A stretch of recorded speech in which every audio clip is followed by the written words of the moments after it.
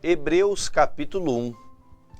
Havendo Deus antigamente falado muitas vezes e de muitas maneiras aos pais pelos profetas, a nós falou-nos nestes últimos dias pelo Filho, a quem constituiu herdeiro de tudo, por quem fez também o mundo, o qual, sendo o resplendor da sua glória e a expressa imagem da sua pessoa, e sustentando todas as coisas pela palavra do seu poder, havendo feito por si mesmo a purificação dos nossos pecados, assentou-se à destra da majestade nas alturas, feito tanto mais excelente do que os anjos, quando herdou o mais excelente nome do que eles. Porque a qual dos anjos disse jamais: Tu és meu filho, hoje te gerei, e outra vez eu lhe serei por pai, e ele me será por filho. E quando outra vez introduz no mundo o primogênito, diz: E todos os anjos de Deus o adorem. E quanto aos anjos diz: O que de seus anjos faz ventos, e de seus ministros labareda de fogo. Mas do Filho diz: Ó Deus, o teu trono subsiste pelos séculos dos séculos, cetro de equidade é o cetro do teu reino. Amaste a justiça e aborreceste a iniquidade. Por isso, Deus, o teu Deus, te ungiu com óleo de alegria, mais do que a teus companheiros. E tu, Senhor, no princípio fundaste a terra, e os céus são obra de tuas mãos. Eles perecerão, mas tu permanecerás, e todos eles com roupa envelhecerão. E como um manto os enrolarás, e como uma veste se mudarão. Mas tu és o mesmo, e os teus anos não acabarão.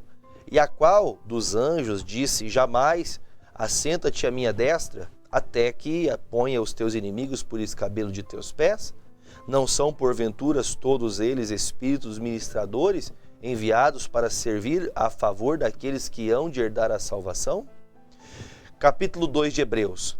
Portanto, convém-nos atentar com mais diligência para as coisas que já temos ouvido, para que em tempo algum nos desviemos delas.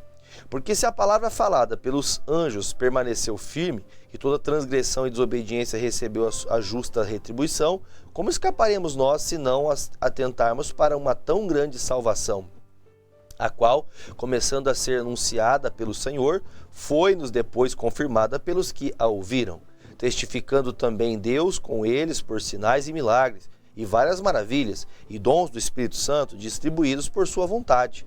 Porque não foi aos anjos que sujeitou o mundo futuro, de que falamos, mas em certo lugar testificou alguém dizendo que é o homem para que ele dele te lembres, ou o filho do homem para que o visites. Tu o fizeste um pouco menor do que os anjos, de glória e de honra, e coroaste e o constituíste sobre as obras de tuas mãos. Todas as coisas lhe sujeitaste debaixo dos pés. Ora, visto que se lhe sujeitou todas as coisas, nada deixou que lhe não esteja sujeito. Mas agora ainda não vemos que todas as coisas lhe estejam sujeitas. Vemos, porém, coroado de glória e de honra aquele que Jesus, que fora feito um pouco menor do que os anjos, por causa da paixão da morte, para que pela graça de Deus provasse a morte por todos. Porque convinha que aquele para quem são todas as coisas e mediante quem tudo existe, trazendo muitos filhos à glória, consagrasse pelas aflições o príncipe da salvação deles. Porque assim o que se santifica como os que os são santificados são todos de um, por cuja causa não se envergonha de lhes chamar irmãos, dizendo: Anunciarei o teu nome a meus irmãos, cantar-te-ei louvores no meio da congregação. E outra vez porei nele a minha confiança, e outra vez eis-me aqui a mim e os filhos que Deus me deu.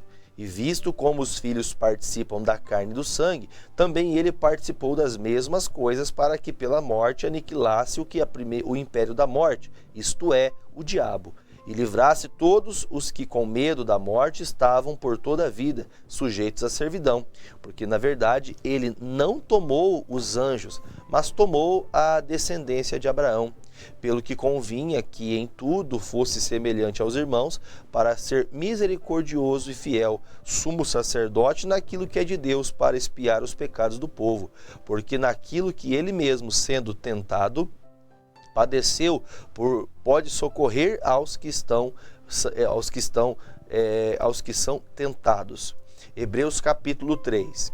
Pelo que, irmãos santos, participantes da vocação celestial, considerai a Jesus Cristo apóstolo e sumo sacerdote da nossa confissão, sendo fiel ao que constituiu, como também o foi Moisés em toda a sua casa, porque ele é tido por digno de tanto maior glória do que Moisés, quanto maior honra do que a casa aquele que a edificou.